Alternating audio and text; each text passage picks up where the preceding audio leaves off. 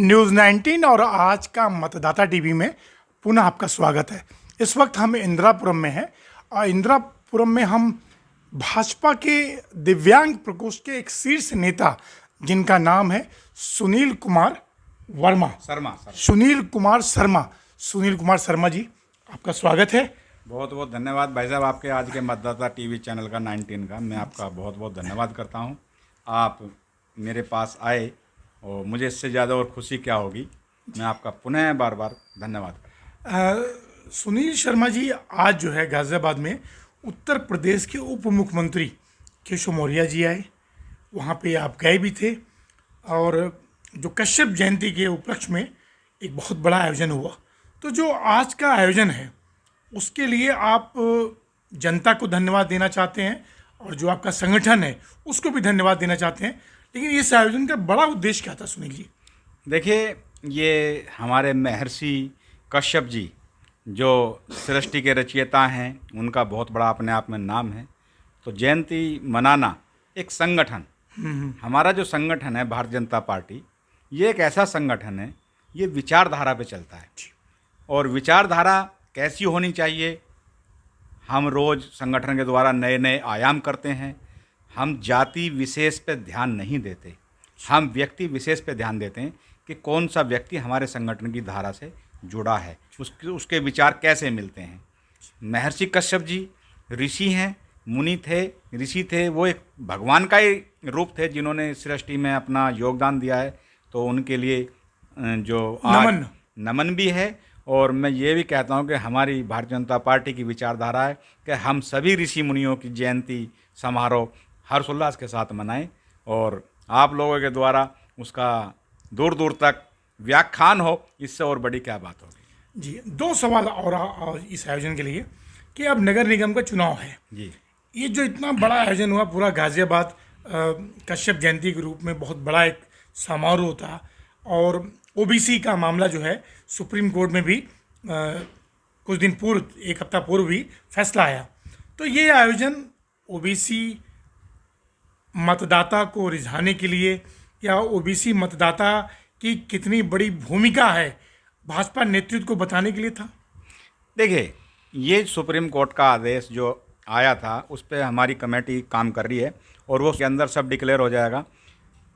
मैंने बोला कि हमारी जो बीजेपी पार्टी है वो एक विचारधारा वाली पार्टी है। जी जी जी। विचार जिसके मिलते हैं उसी की धारा से बीजेपी पार्टी का गठन हुआ है। इसमें ओबीसी या कोई सामान्य, इससे कोई वो मतलब चुनाव का वो नहीं है। लेकिन मेरा इतना जो मेरे अपने अंदर की अंतरात्मा, जो हम पार्टी संगठन का काम करते हैं, हमारे पास सभी तरह के लोग होते हैं और सबकी ही विचारधारा से बीजेपी बनी है। लेकिन मैं आपको ये बता दूं कि हमारे योगी और मोदी जी की जो विचारधारा है, जो वो रोज़ नए विकास के मार्ग खोलते हैं, नौकरी मिल रही है लोगों को और जनता जनार्दन उनका गुणगान करती है, क्यों ना करे। इतनी जो योजनाओं का लाभ सीधे, पहले क्या होता था, हाँ, पारदर्शिता के साथ पैसा जा रहा है। पहले क्या होता था कि 1 रुपया चलने के बाद में 20 पैसे तक चलते थे, 20 पैसे पहुंचते थे, वो 80 पैसा बीच में गायब होता था। लेकिन उसको आने में 2 से 4 महीने लग जाते थे। जी जी। अब क्या है कि इधर से बटन दबाओ, उधर खाते में पैसा तुरंत पाओ, खातेदार के पास पहुंच जाता है। और दूसरी बात, आपने सवाल किया नगर निगम चुनाव का, ये तो आप जान लो, लोकतंत्र की ताकत है। लोकतंत्र की ताकत है जिससे कि बीजेपी सभी जगह अपना परचम फहराएगी, क्योंकि लोगों के बीच में बीजेपी, हम लोगों ने काम किया है। हमसे बीजेपी से कोई नाराज नहीं है। अगर देखिए 100% में से अगर 25% लोग नाराज हैं तो हम उन्हें खुश करने की कोशिश करेंगे। हम ज़्यादा उनका काम कराएंगे, सहयोग लेंगे उनका, उनको भी सहयोग देंगे। इससे ज़्यादा 100% तो देखो कोई खुश हो नहीं सकता। लेकिन हमें इतना पता है कि जो भी हमारे नगर निगम के चुनाव हैं, बीजेपी पार्टी की सब जगह ही अपनी पकड़ मजबूत है और जनता जो है इस बार उसको पुनः जो है नगर निगम में सत्ता सौंपेगी। बस सत्ता गई कहाँ है? हाँ। सत्ता तो अभी हमारे पास ही है। तो लेकिन ये है कि इसका एक पूर्ण गठन होना है, जो नया जन्म लेगी। उसमें हाँ, पार्टी के कुछ चेहरे चयन जो हो सकते हैं, संगठन की वो इच्छा है, संगठन किस पे भरोसा करे।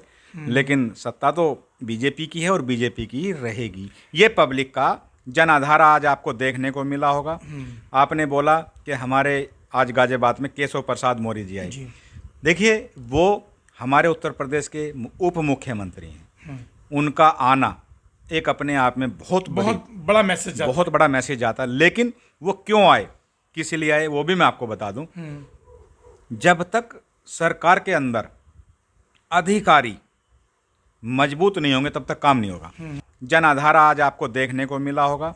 आपने बोला कि हमारे आज गाजियाबाद में केशव प्रसाद मौर्य जी आए। देखिए, वो हमारे उत्तर प्रदेश के उप मुख्यमंत्री हैं। उनका आना एक अपने आप में बहुत बड़ा मैसेज आता है। लेकिन वो क्यों आए, किस लिए आए, वो भी मैं आपको बता दूं। जब तक सरकार के अंदर अधिकारी मजबूत नहीं होंगे तब तक काम नहीं होगा। हर हफ्ते, महीने में 2 दिन, 4 दिन, 6 दिन के बाद एक समीक्षा बैठक होती है। अभी हमारे असीम अरुण जी हैं, वो प्रभारी बनाए गए हैं। जी। हर तीसरे दिन मतलब उनका काम ही अधिकारियों से मिल के काम कराना है। उनकी रूपरेखा देखना कि किस तरीके से काम कर रहे हैं, जिससे कि सरकार बदनाम ना हो।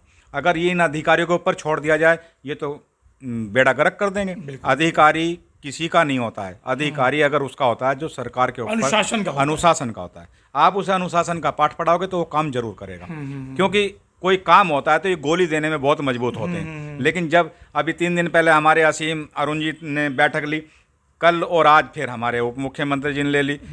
सख्त से सख्त हिदायत दी है कि काम करिए। आपको काम करने की तनख्वाह मिलती है, बैठने की तनख्वाह नहीं मिलती, जिससे पब्लिक का नुकसान ना हो, पब्लिक को सीधा फायदा हो। तो केशव मौर्य का आना अधिकारियों को सीधा संदेश था कि भाई आप काम करिए, पब्लिक की बातों को गुमराह मत करिए, गुमराह नहीं करिए। जैसे अभी हमारे दिव्यांग समाज के अधिकारी हैं सुधीर त्यागी जी, मैं उनका आपके चैनल के माध्यम से बहुत धन्यवाद करना चाहता हूं कि 24 सितंबर, 5 फरवरी और आज कम से भी कम इतना पैसा गवर्नमेंट की तरफ से दिव्यांगों के ऊपर खर्च किया जाता है। मैं योगी जी को सीधा इसका धन्यवाद देता हूं, और नरेंद्र कश्यप जी को जो अपनी देख रेख में इतना बड़ा भव्य आयोजन और दिव्यांगों के प्रति। देखिए, मैं आपका समय थोड़ा सा और ले लेता हूं। पहले क्या था, समाजवादी सरकार में 300 रुपये पेंशन मिलती थी, 10 रुपये रोज। चलो मैं मानता हूं उस टाइम चाय 5 रुपये की आती थी या 6 रुपये की आती थी। लेकिन आज चाय भले ही 10 रुपये की है, लेकिन आज 1000 रुपये ये पेंशन दिव्यांग को जाता है। हमने श्रीमान नरेंद्र कश्यप जी जो हमारे मंत्री हैं उत्तर प्रदेश सरकार में, हमने उनसे निवेदन किया। उन्होंने तुरंत सरकार बनते ही 1000 रुपये सीधा खाते में आ रहा है। और अब प्रतिमा और अब क्या है कि हमने फिर दोबारा मांग की कि मंत्री महोदय इसमें दिव्यांगों का गुजारा नहीं होता है तो आप 2000 करिए।